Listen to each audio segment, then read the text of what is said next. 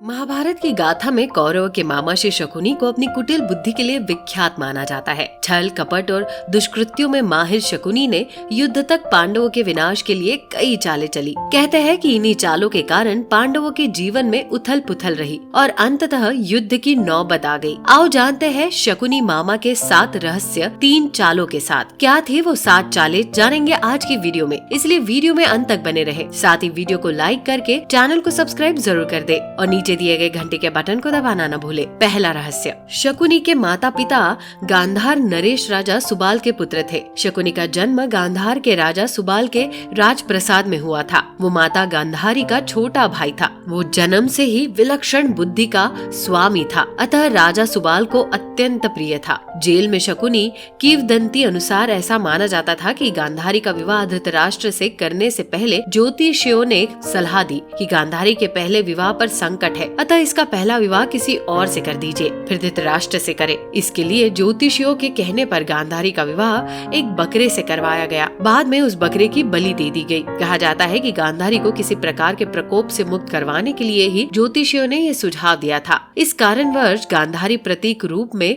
विधवा मान ली गई और बाद में उनका विवाह धृतराष्ट्र से कर दिया गया। गांधारी एक विधवा थी। ये सच्चाई बहुत समय तक कौरव पक्ष को पता नहीं चली। ये बात जब महाराज धृतराष्ट्र को पता चली तो वे बहुत क्रोधित हो उठे। उन्होंने समझा कि गांधारी का पहले किसी से विवाह हुआ था और वो न मालूम किसी कारण मारा गया। धृतराष्ट्र के मन में उसको लेकर दुख उत्पन्न हुआ और उन्होंने इसका दोषी गांधारी के पिता राजा सुबाल को माना। धृतराष्ट्र ने गांधारी के पिता राजा सुबाल को पूरे परिवार सहित कारागार में डाल दिया। कारागार में उन्हें खाने के लिए केवल एक व्यक्ति का भोजन दिया जाता था। केवल एक व्यक्ति के भोजन से भला सभी का पेट कैसे भरता? ये पूरे परिवार को भूखे मार देने की साजिश थी। राजा सुबाल ने ये निर्णय लिया कि वो ये भोजन केवल उनके सबसे छोटे पुत्र को ही दिया जाए ताकि उनके परिवार में से कोई तो जीवित बच सके, और वो था शकुनी। ये भी कहा जाता है कि विवाह के समय गांधारी के साथ उनका भाई शकुनी और आयु में बड़ी उनकी एक सखी हस्तिनापुर आई थी और दोनों ही यही रह गए थे। जेल से मुक्त हुआ शकुनी एक एक करके सुबाल के सभी पुत्र मारने लगा। सब लोग अपने हिस्से का चावल शकुनी को देते थे ताकि वो जीवित रहकर कौरव का नाश कर सके।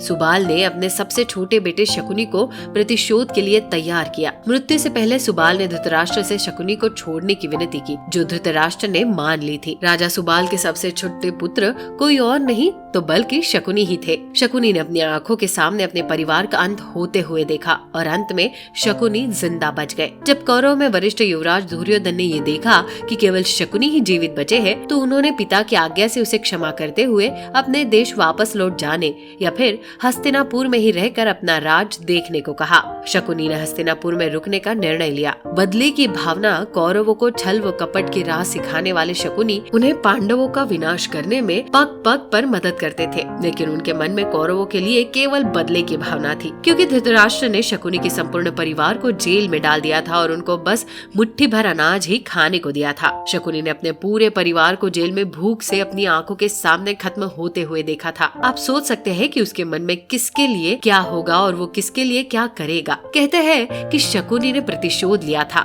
लेकिन ये कितना सही है ये तो शकुनी ही बता सकता है, क्योंकि कोई भी व्यक्ति नहीं चाहेगा कि वो अपनी ही बहन के परिवार को नष्ट करने का षड्यंत्र रचे, या हो सकता है कि वो चाहे भी। शकुनी ने हस्तिनापुर में सबका विश्वास जीत लिया और 100 कौरव का अभिभावक बन बैठा। अपने विश्वास पूर्ण कार्यों के चलते दुर्योधन ने शकुनी को अपना मंत्री नियुक्त कर लिया। सर्वप्रथम उसने अपने गांधारी और धृतराष्ट्र को अपने बस में कर लिया और धृतराष्ट्र के भाई पांडु के विरुद्ध षड्यंत्र रचने और राज सिंहासन पर धृतराष्ट्र का आधिपत्य जमाने को कहा। फिर धीरे धीरे शकुनी ने दुर्योधन को अपनी बुद्धि के मोहपाश में बांध लिया। शकुनी ने न केवल दुर्योधन को युधिष्ठिर के खिलाफ भड़काया, बल्कि महाभारत के युद्ध की नींव भी रखी। गांधारी अपने भाई की इस चाल को समझती थी और वो अपने पुत्रों से बुराइयों से दूर रहने को भी कहती थी, लेकिन उसकी कुछ नहीं चलती। पति, भाई और पुत्र के बीच गांधारी दिवस थी। ये बहुत कम लोगों को मालूम होगा कि शकुनी के पास जुआ खेलने के लिए जो पासे होते थे वो उसके मृत पिता के रीढ़ की हड्डी के थे। अपने पिता के मृत्यु के पश्चात शकुनी ने उनकी कुछ हड्डियां अपने पास रख ली थी। शकुनी जुआ खेलने में पारंगत था और उसने कौरवों में भी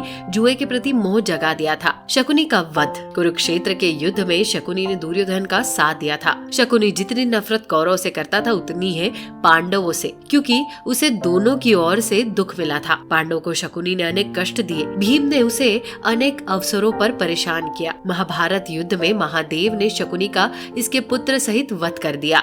चलिए अब बात करते हैं शकुनी के 3 खतरनाक चालों की। पहली चाल।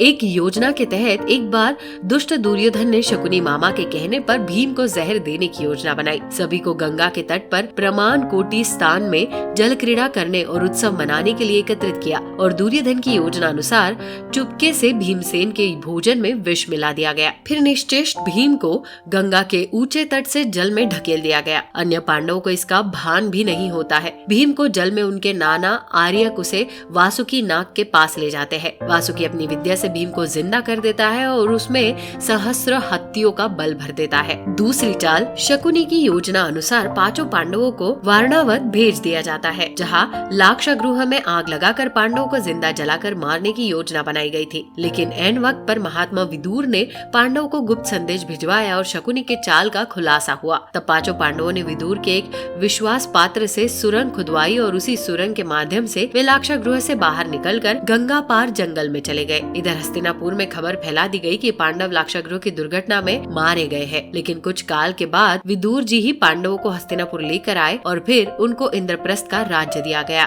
तीसरी चाल। जब युधिष्ठिर को इंद्रप्रस्थ का राज्य मिला तो उन्होंने अपने राज्य के विस्तार के लिए राजसूय यज्ञ किया। इस यज्ञ के चलते उनके राज्य का विस्तार होता गया और उनकी शक्ति बढ़ती गई। इस बढ़ती शक्ति से चिंतित होकर शकुनी ने दुर्योधन के साथ मिलकर कपट की नई योजना बनाई। उसने चौसर यानी द्रुत क्रीड़ा का आयोजन करवाया। लेकिन पांडव ये नहीं जानते थे कि शकुनी के पास है केवल उसी के इशारे पर चलते हैं। इस खेल में पांडवों द्रौपदी का अपमान ही कुरुक्षेत्र के युद्ध का सबसे बड़ा कारण साबित हुआ। इस हार के बाद पांडवों को 13 वर्ष वनवास में ही रहना पड़ा, जिसके चलते उनका जीवन बदल गया। तो दर्शकों, कैसी लगी आपको ये जानकारी? हमें कमेंट कर जरूर बताइए। साथ ही यदि आपको ये वीडियो पसंद आई हो तो वीडियो को लाइक कर चैनल को सब्सक्राइब जरूर कर दे। वीडियो में अंत तक बने रहने के लिए आप सभी का धन्यवाद।